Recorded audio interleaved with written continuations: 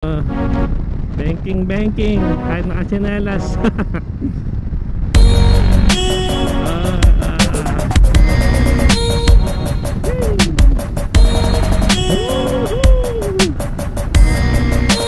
Hey. Bankingan. Para tayo nasa Marilaki.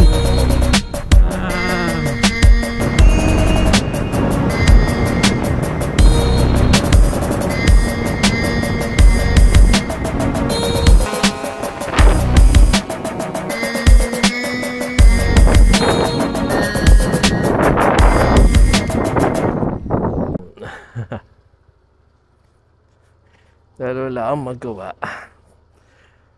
Mangingisda ako mag-isa.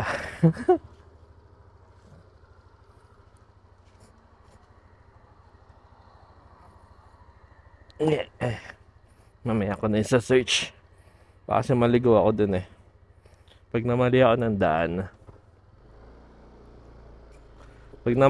daan, mapupunta ako dun sa sa bundok na napakalalim. Ko alam kung anong lugar yan. Naligaw kami dun. Pagpa full tank muna. Medyo malayo-layo din kasi dito yan. Mga 20 to 30 minutes ang biyahe. Yung mga gasolinahan naman dyan. Mapagpagasolina. Pagas muna tayo.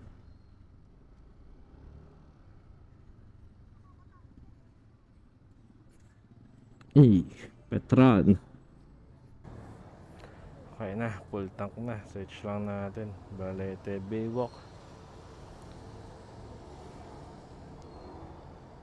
Kung bahay lang ako.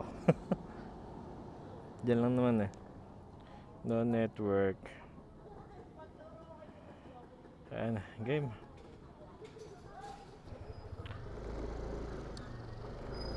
Kala ko nasa 300 plus lang.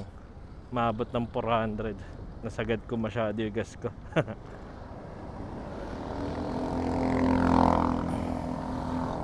7 liters kasi ito eh.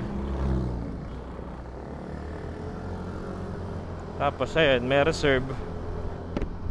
Yung reserve medyo malaki din siguro. Mga 1 liter siguro yung reserve na ito. Kaya 400.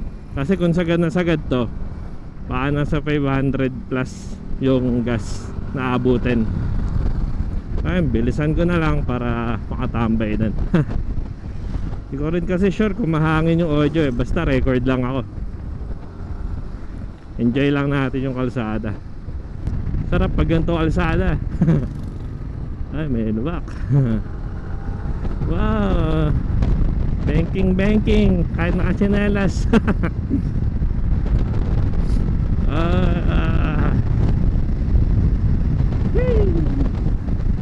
Woohoo! Yeah! Nakainggan nyo talaga pag maganda yung kalsada. Ako nga lang, naririnig nyo ako. Baka pura wind noise lang yung mic ko. Pura banking.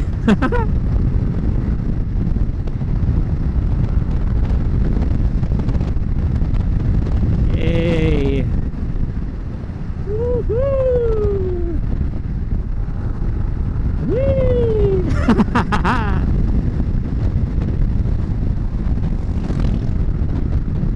Lalo dun mamaya sa pagbaba. Pura pababa na kasi ito ng lake eh. Yung natatabunan ng puno na yan, lake na yan. Pa-practice ng bike oh. Pura ahon dito. Kung dumiretso ako dun sa kanina, kasi di ko na video eh, yung kalsada dun ang tatarek, pura pababa talaga. As in paraan nag-slide yung kalsada dun. Dun kami naligaw, kaya naka-waze ako ngayon. Baka kasi maligaw na naman ako, tapos mag-isa lang ako. Ay, ganda ng puno, may Christmas tree. Hindi ko alam talaga kung rinig nyo ako, basta enjoy ko lang yung kalsada. Hey. Woo!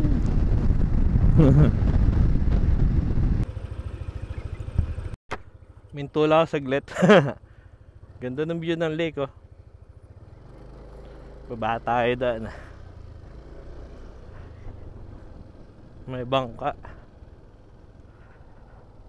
Yung gawi doon, papuntang Kalatagan yan. Ayun yung Tagaytay, yung 1, 2, 3, 4. Yung 5 building. So dyan, pababa ng lake. Pero dito ako tinuturo eh. And Kinalaglagan. Doon tayo sa kabila. Pwede mamilmet doon. Pwede rin naman dyan, kaso di pa sure. Di pa ako napupunta doon eh. Doon tayo sure na, sa Balete. Lalo na mag-isa lang ako. Tamang trip-trip lang. Ganda ng kalsada. Yung feeling na para ako nasa DRT. Pero ganda ng view. Medyo matagtag lang yung kalsada kasi nga luma na. Alam niyo yung magaspang na semento, ganun. Pero mas okay pa rin kaysa sa Bulacan. Pero may naiintindihan ako sa boses ko, no? Di ko alam kung pura wind noise to. Di ko na lang i-upload pag pura wind noise lang.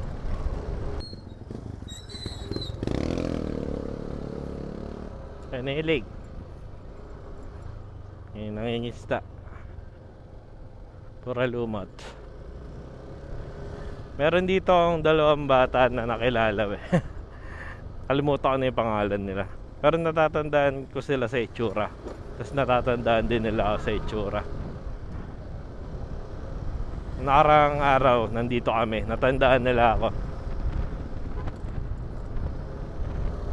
Tiga dito lang sila. Bumili kasi ako sa kanila ng bulate pamain. Yung dala kasi naming pamain yung mga fake lang na lure.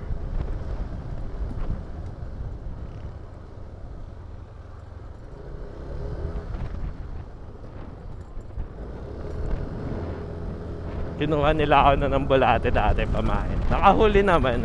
Isang isda. Kung napanood nyo yung vlog na yun.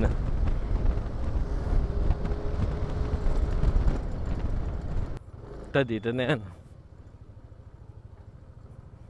Lock Baywalk pala tawag dito. Lock Baywalk. Meet up road. Ayan, taas ng kalsada na yun. Kala mo kita sa camera, parang slide. Yan. Doon tayo gawi. Ayan, kita ba?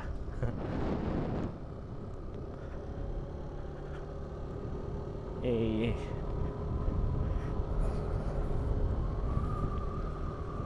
Dito tayo gawi sa walang tao. Para solo ko lang. Kakaya kasi mga isda. Tapos wala naman nahuhuli.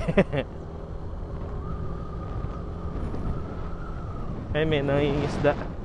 2 yung fishing rod niya. Ako isa lang. Tapos di pa ako sanay manghuli. Doon tayo sa tahimik na pwesto lang.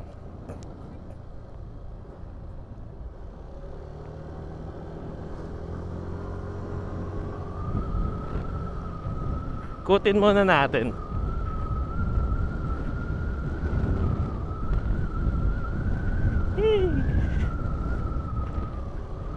Ayan, Valentine's. February 7 pa lang ngayon. So ayan, happy Valentine's advance sa mga magde-date din.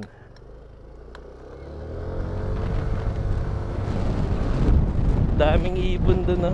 Sigurado madaming isda dun. Ano? Stig. Hanap tayo spot. Ang alaga ng tao. Silipin ko lang.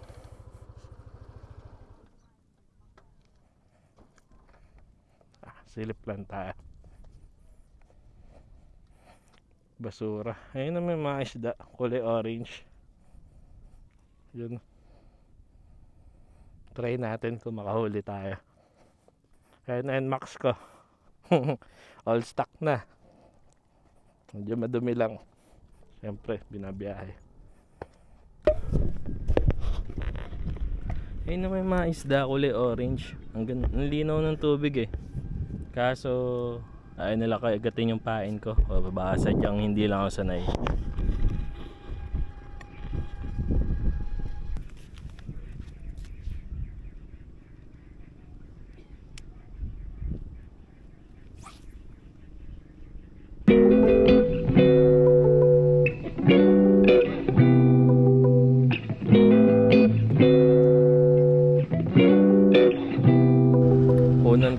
sunset. Hindi man ako makahuli.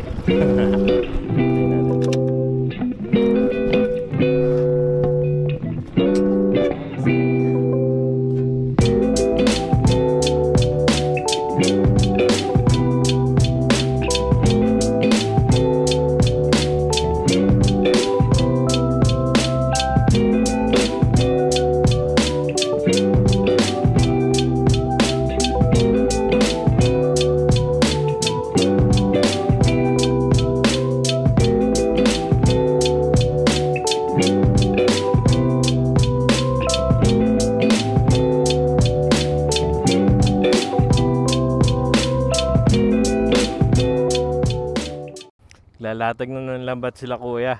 Uwi na ako, nagdidilim na din kasi. Baka ma-hook ko na naman yung lambat nila. Na isang araw kasi, pumunta kami dito. Yun, kada hagis ko ng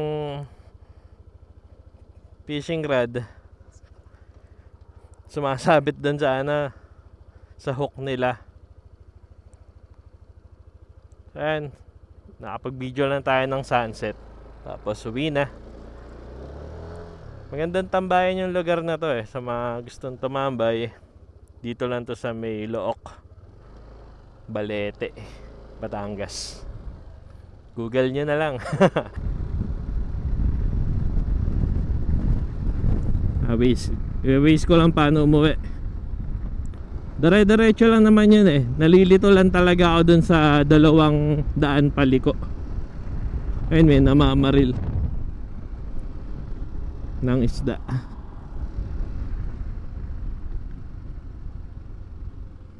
Saan na yung bato dito? Ayun, sumobra ako. Mataas naman to Wait lang, waste natin paano pabalik. St. Vincent.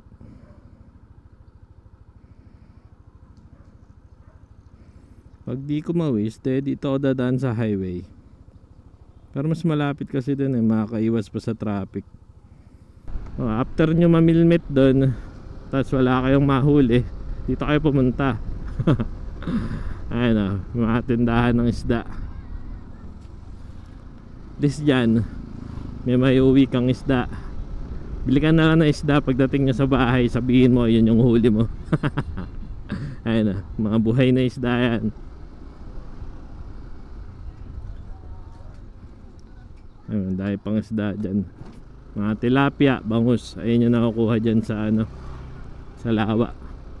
Sabi sa akin nung bata, nahuhuli daw nila dyan dalag saka tilapia. Kaso ngayon, hindi ko sila nakita. Wala tuloy ako mabibilan ng bulate. Ay, mali. Doon pa pala sa kabila. Ayun naliligaw.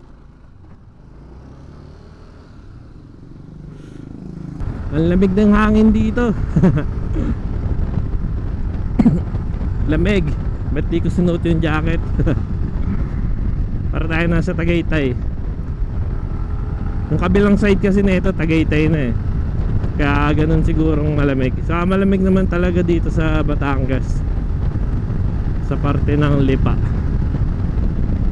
Ito yung lugar na to, mataas na kahoy na yata ito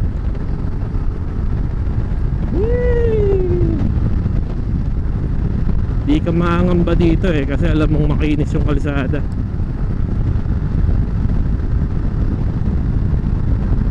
Espalto pa. Uy, biglang may lubak At least hindi sunod-sunod yung lubak.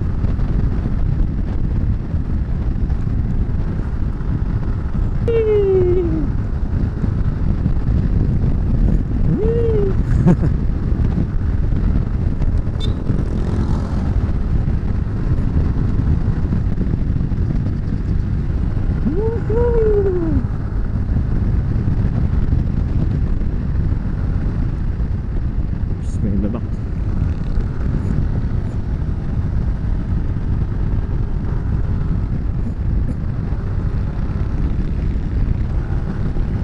Ang sarap ng kalsada.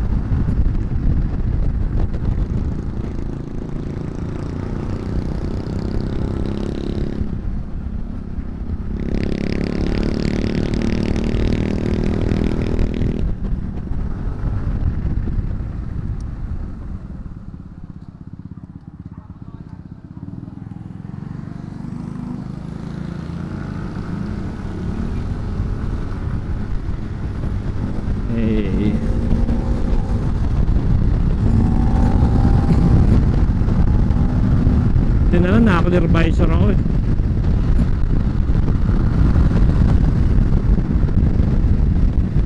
Biglang lumiko. Sabi na. Sarap ng kalsada, ang kinis.